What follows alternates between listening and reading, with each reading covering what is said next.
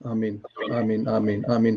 چلے میم اسی سے شروع کرتے ہیں کہ یہ ریاست ہر طرف نظر آئی لیکن ملک میں خانہ جنگی کنٹرول کرتی ہوئی نظر کیوں نہیں آئی رہا؟ 3 دن مسلسل جو ہوتا رہا وہ آپ کی آنکھوں کے سامنے ہے.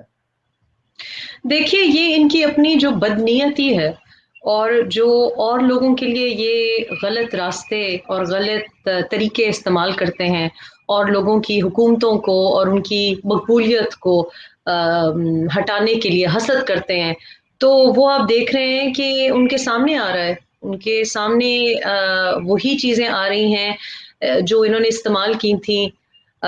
شاہد خاقان عباسی صاحب وزیر اعظم تھے تو ان کا استعفی مطالبہ آیا تھا، اسی لاڈلے کپتان سے وزیر داخلہ کا انہوں نے استعفی مانگا تھا.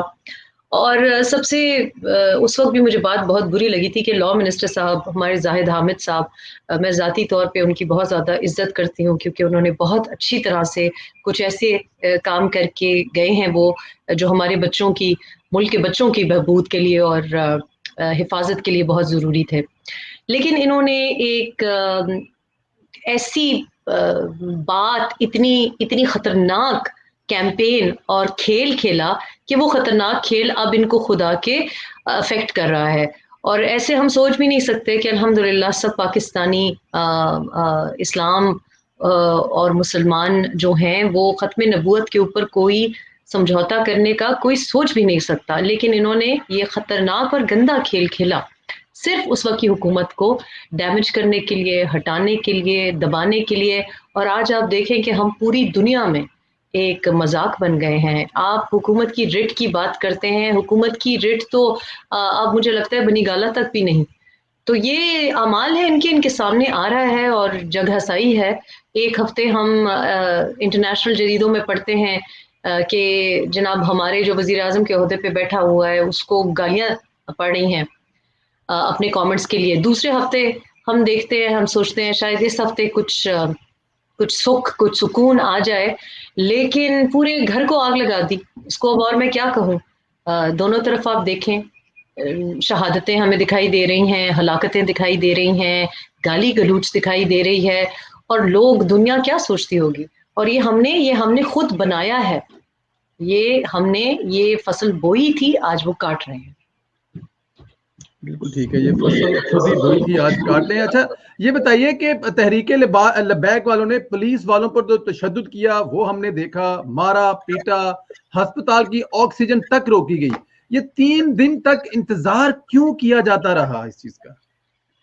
دیکھیے انتظار کیسے نہ ہوتا. ہم جب بار بار کہتے ہیں کہ چیف منسٹر پنجاب نہیں ہے تو ہم اس لیے نہیں کہتے کہ ہم کوئی شہباز شریف صاحب کے کوئی عنایت ہے یا کوئی لفافے ہیں یا کوئی ہم حکومت کو گرانا چاہتے ہیں.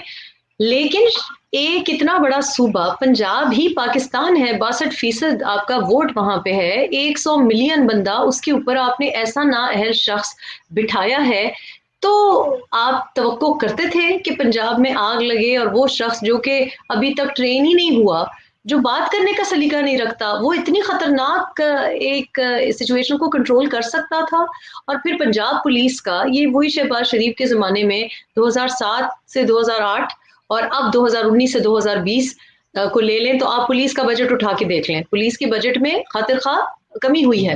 اور اس وقت بھی ہم پنجاب پولیس کو ہم خود ٹی وی پہ بیٹھ کے تنقید کا نشانہ بناتے تھے. تو بات یہ ہے کہ یا تو کوئی سنجیدہ لوگ بیٹھے ہوئے ہوتے، کوئی اہل لوگ بیٹھے ہوتے، کوئی کمکل لوگ نہ ہوتے تو یہ موقع آتا ہی نہ. اور پھر ان سے توقع کرنا، یہ تو آپ کو پتا ہے کہ 3 دن بالکل آواز ان کی نہیں آئی. رمضان کریم مبارک کرنے کی بھی ایک ٹویٹ نہیں آئی. وہ شخص جو کہ 8 ٹویٹس سیریل ٹویٹر ہے، تو ٹویٹر سلطان بھی چپ دکھائی دیتا تھا اور حکومتی جو ان کی افواج ہے اسپوکس پرسن کی وہ بھی، اس لیے کیونکہ اختیار نہیں ہے نا. آپ کہتے ہیں کہ کیوں 3 دن، اس لیے کیونکہ آپ مجھے بتائیے نا کہ رٹ تو تب ہوتی ہے جب ہمیں پتا ہو کہ چیف منسٹر کون ہے. چیف منسٹر پنجاب میں نہیں ہے. پتا ہو ہمیں کہ پرائم منسٹر کون ہے، پرائم منسٹر نہیں ہے. پتا ہو کہ جی وزیر داخلہ جو ہے وہ کوئی اسٹرانگ ہے. یہ جو وزیر داخلہ ہے وہ جس طریقے سے وہ دانت نکال رہے تھے، ان کے پاس بھی کوئی اختیار نہیں ہے.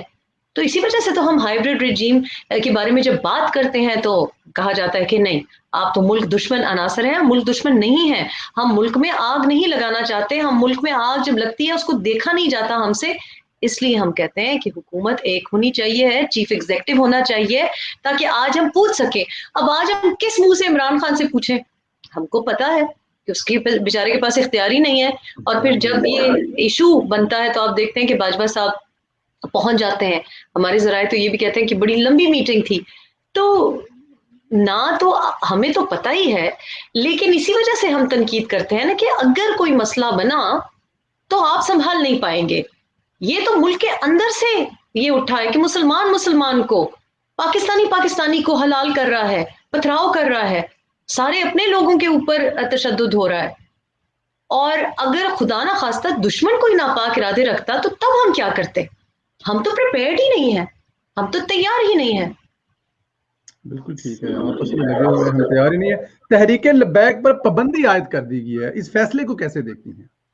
پابندیاں ہم نے بہت، ان کے جو ارادے ہیں پابندیاں ہم نے بڑی سنا کے لگانے کے ارادے رکھتے ہیں، اور پابندیاں لگ بھی جاتی ہیں. ابھی تو سپریم کورٹ میں ان کی بھی اپیل جائے گی جو ان کو حق ہے ظاہر ہے.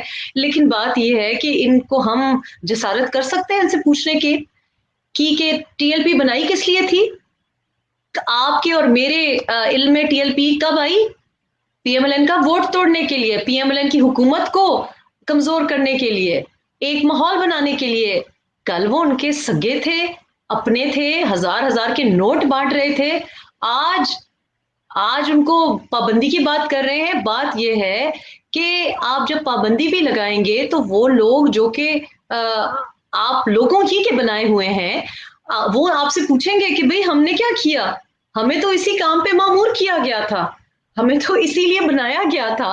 اب کدھر ہے وہ مرد مجاہد؟ اب کہاں ہیں وہ جو کہ اپنے بینرز پہ بھی جن کا چہرہ بھی چھپتا تھا اور جن کے نیچے ختم نبوت کے مجاہد کے القابات چھپتے تھے؟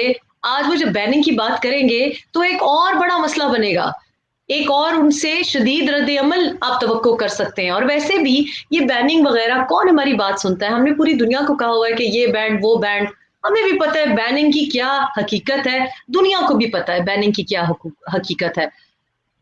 دراصل قصہ یہ ہے کہ دنیا میں ہم نے دکھانا تھا کہ ہم بالکل ہی مادر پدر آزاد ہیں، اور ہم بالکل ہی ہماری رٹ نہیں ہے.